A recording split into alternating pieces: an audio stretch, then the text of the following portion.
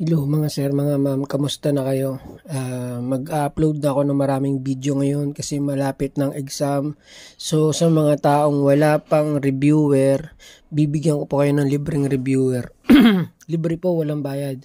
Pinaramis ko na po yan sa sarili ko na kapag nakapasa ako, mamimigay ako ng libreng reviewer. So, abang lang kayo sa mga video ko sir. Pwede nyo rin i-share itong aking video para marami naman makakita at marami tayong matulungan. So, hindi ko nahangad na i-subscribe nyo ako, pero kung isa-subscribe nyo ako, ako'y nagpapasalamat at sana kayo po ay makapasa ngayong susunod na exam.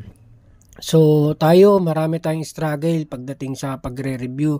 Yung iba dyan, may trabaho, katulad namin, katulad ko, sa trabaho, ang hirap mag-review, hindi ko alam kung anong unahin ko, kung yung trabaho ba o yung pagre-review. Pagdating naman sa bahay, may mga problem pa rin na na-encounter. So, talagang marami tayong ma-encounter dyan bago pa man pumasok yung date ng exam. So, ano man yun, ano man yung mga struggle natin, katulad ng mga kasamahan ko, walang pambili ng reviewer. Mas lalo ako noon, hindi ko alam kung anong re-reviewin ko. So, marami talaga tayong ma-encounter na ganyan kasi yan yung isa sa mga dahilan para siguro tayo makapasa. Yan ang binibigay sa atin ni Lord na challenge sa buhay natin para tayo makapasa.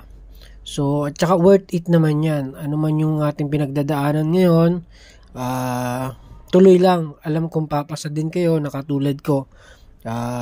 Ako po ay humahanga sa mga unit earner dyan na nagre-review, self-review na katulad ko. So, bibigyan ko kayo ng mga natatandaan kong exam, mga tips nung ako'y nag-exam. So, isa sa mga lumabas nung nakaraang exam ay yung find the area of a triangle with vertices at -4, -1, 1, 2, 4, -3. Hindi man ganito yung number niya. Hindi man yan yung number niya. Pero ang lumabas po nun yan, find the area of a triangle with the vertices at, hindi ko lang alam, hindi ko natanda kung ano yung dyan. Basta dyan, ganyan-ganyan yung mga tanungan sa exam. So, meron na agad kayong 1 point. Aralin nyo po yan kung paano mag-solve nyan. Pero ilalagay ko sa comment, saan ba yun? Sa description tong website na pinagkuhanan ko para maano nyo rin. Aralin nyo rin kung paano nakuha.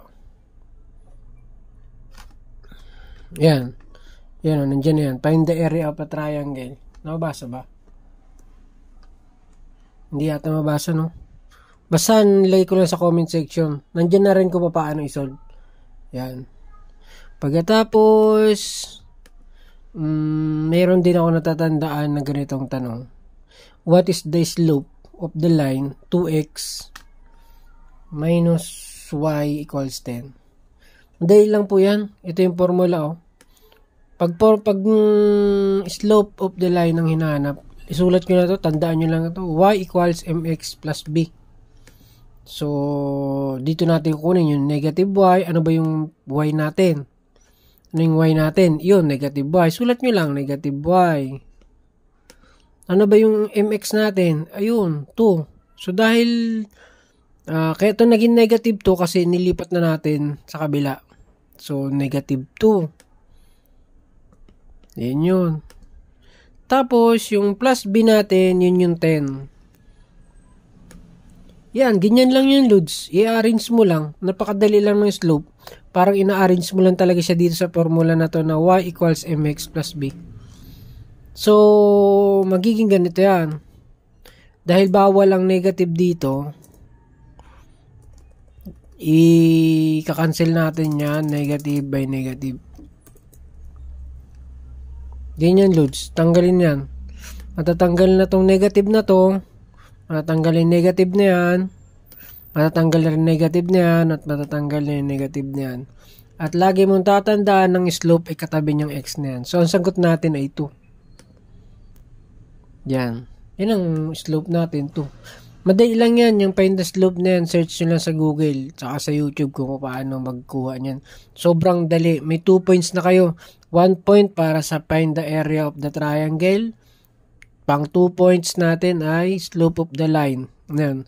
Meron pong ganyan mga tanungan. Ako po, sa totoo lang, nung nag-uniting ako, hindi ko po alam yan.